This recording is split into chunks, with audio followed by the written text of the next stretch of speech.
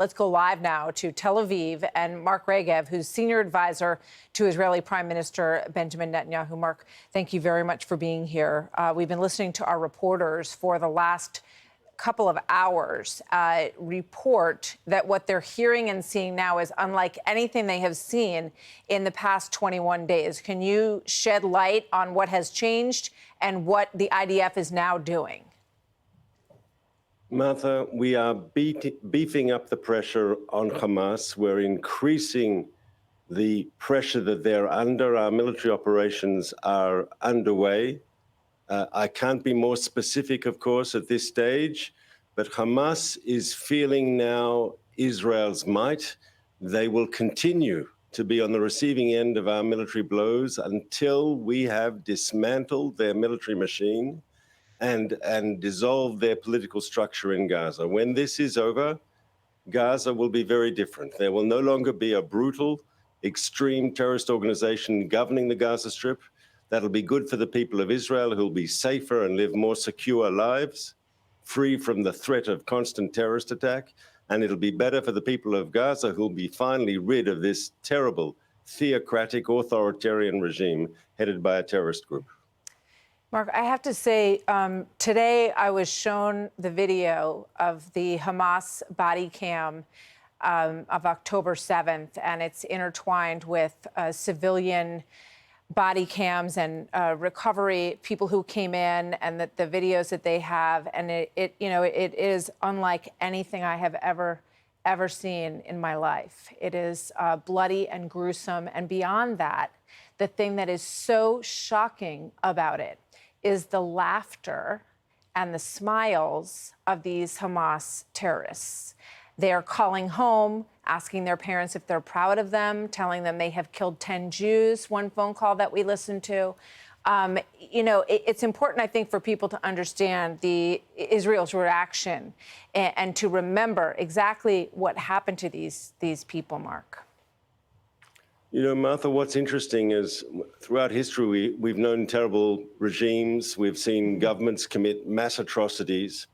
But what is new about Hamas is they don't hide their crimes.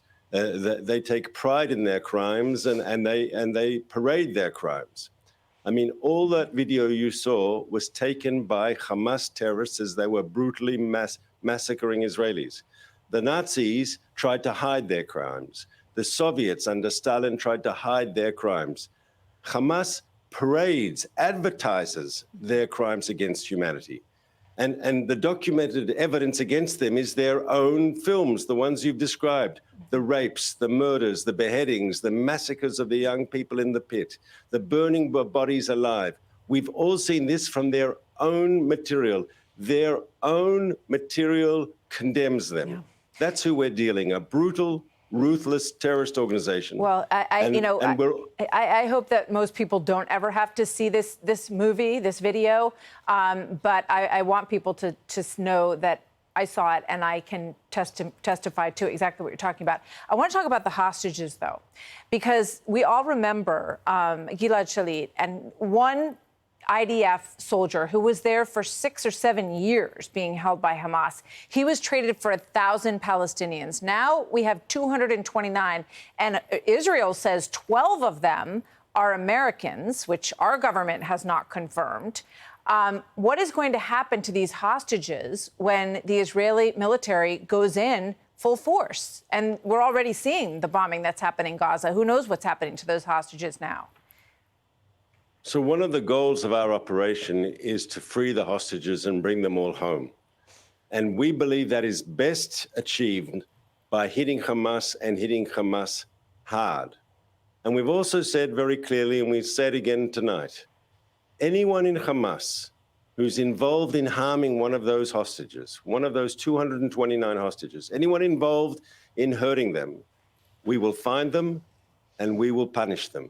It might take a month, it might take a year, it might take 20 years. We will find them and we will mete out justice. You hurt those hostages, you will pay a price. Now, we're going to keep the pressure up on Hamas. The pressure will be on them until our operational aims are met, and that is the release of all the hostages and the end of this terror regime, this enclave of terrorism and slaughter in the Gaza Strip. When it's over, everyone will be better off. Ambassador, Reuters reports that there are 12 American hostages, as I mentioned. We have heard from the White House that there are a handful of Americans, and they're not calling them hostages. They're saying they're unaccounted for. Can you confirm, are there 12 Americans who are among these hostages who are being held in Gaza? Can I say, Martha, some of the information remains unclear. There are still people who are missing, and we don't know if they're dead or in Gaza. There are still bodies, to be very frank, that are so badly burnt that they're difficult to identify. I mean, Hamas literally turned people into ash. Yeah. And we have trouble identifying exactly sometimes who we're talking about. So there is a certain amount of unclarity, and I apologize for that. I can't give you exact numbers. As you've seen over the last few days, despite the releases of those 2 women and then the other 2 women, the number of hostages has gone up because we're always finding new information through intelligence and other sources.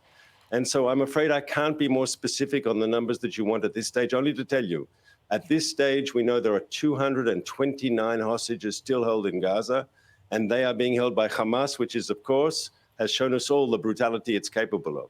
One last question, Ambassador, before I let you go. Will we see, is the idea that the shelling will force them to say, OK, we're going to release hostages to get this to stop? Because we've heard from the White House that they would consider encouraging pauses to release hostages. Or would we ever see a trade for Palestinian prisoners again for hostages? Will we ever see anything like that again? Martha, the key here in our understanding is just to keep the pressure up on Hamas. When that pressure becomes unbearable for them, maybe we'll see some movement. Okay. Ambassador Regev, thank you very much, sir. It's always good to have you with us. Very troubling times and a lot of pressure on everybody at this hour. So we thank you for taking some time to talk with us. Thank you, sir. Hey everyone, I'm Emily Campagno. Catch me and my co-hosts Harris Faulkner and Kaylee McEnany on Outnumbered every weekday at 12 p.m. Eastern, or set your DVR. Also, don't forget to subscribe to the Fox News YouTube page for daily highlights.